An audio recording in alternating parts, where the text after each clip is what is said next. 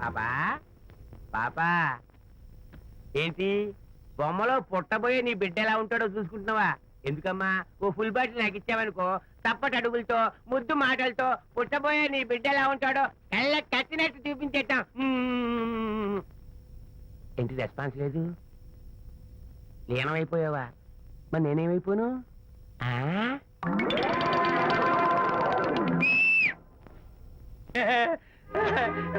భగవంతుడు బాట్లు అనేక రూపాల్లో కనిపిస్తారట.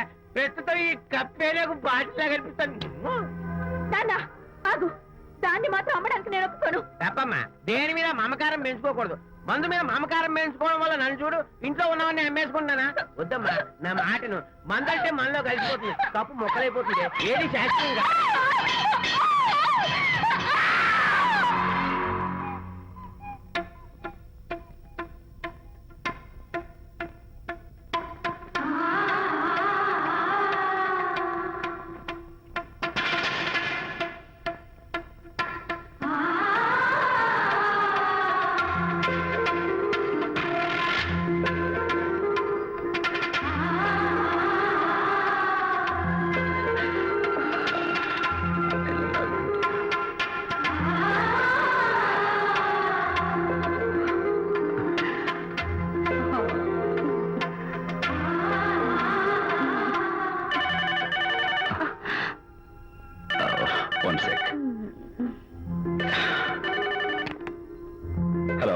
నేను విషయాన్ని మాట్లాడుతాను. బాబు, అనితమ్మ గారిని ఆ తాగుబోసచ్చినోడు తోసేశాడు.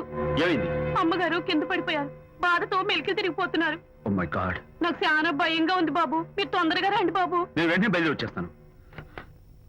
ఈ టైంలో ఎక్కడికండి? అనిత కింద పడిపోయిందంట. నేను వెంటనే దగ్గరుండి హాస్పిటల్కి తీసుకెళ్ళాలి. వేరే ఎవరైనా తీసుకెళ్తారండి.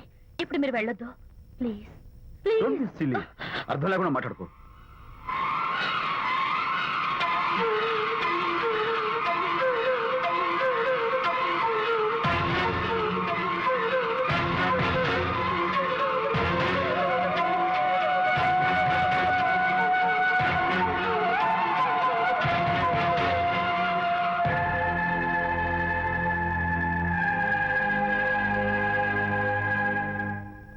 డాక్టర్, అనితకి నథింగ్ టు వరీ.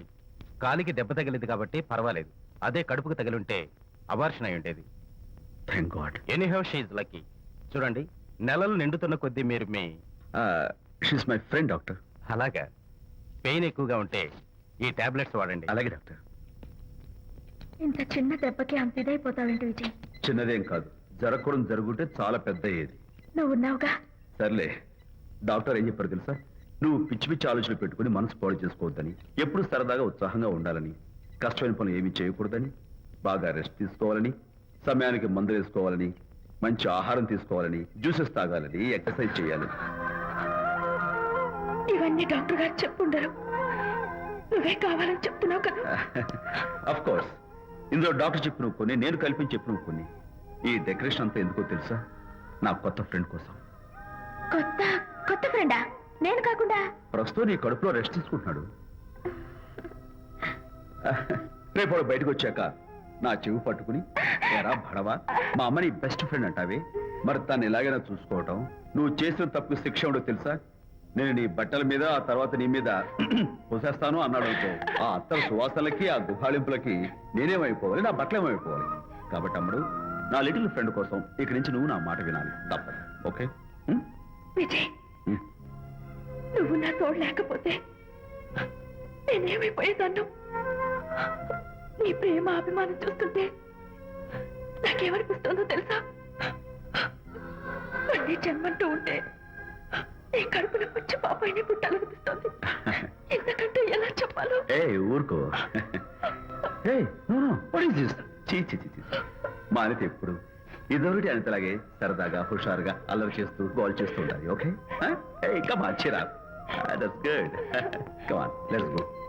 రా తల్లి రా. అల్లుడితో చెప్పకుండా అలిగి వచ్చేసావా? చాలా మంచి పని చేశావు. నా కడుపున పుట్టినందుకు నేను గర్వపడుతున్నాను. దానికి కారకుండైనందుకు నేను సిగ్గుపడుతున్నాను.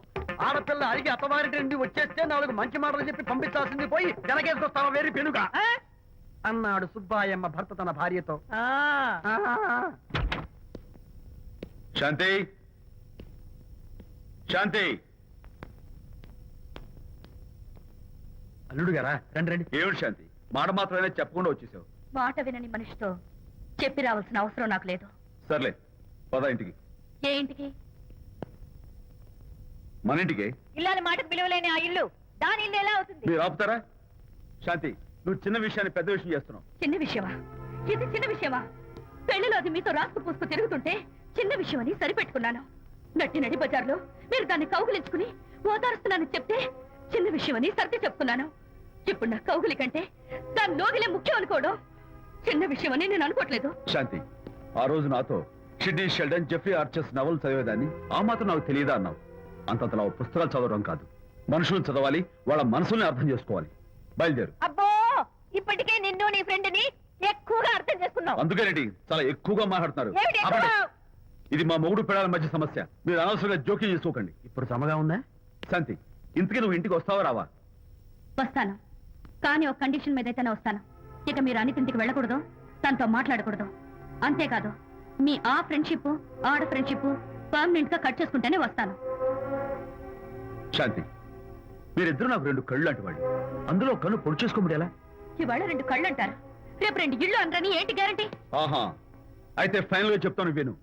అనిత నాకు ఫ్రెండ్, నేను తనతో మాట్లాడతాను, తన ఇంటికి వెళ్తాను, తన బాగోగులు చూస్తాను. నీకు ఇష్టమైతే నాతో రా, లేకపోతే మీకు మీ ప్రత్యేకమైన ఫ్రెండ్ మీద ప్రత్యేకమైన ఫ్రెండ్షిప్ మీద మోసు తగ్గి పెళ్ళం కావాల్సి వచ్చి నా కాళ్ళ దగ్గరికి వచ్చినప్పుడే నేను వస్తాను. ఛా, నీకు అంత డెకరేషన్ లేదు. పవిత్రమైన స్నేహానికి అర్థం తెలుసుకుని భర్త లేని ఆడదాని బతుక్కి అర్థం లేదని గ్రహించి నువ్వే వచ్చి నా కాళ్ళు పట్టుకుంటావు. Mind it.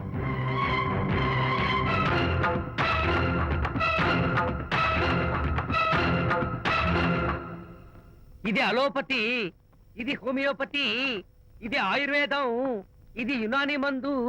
ఏమిటివి? Complan, Bournvita, Horlicks. ఇవన్నీ ఎందుకు? నాతో షాప్ ఓపెన్ చేయిస్తారా?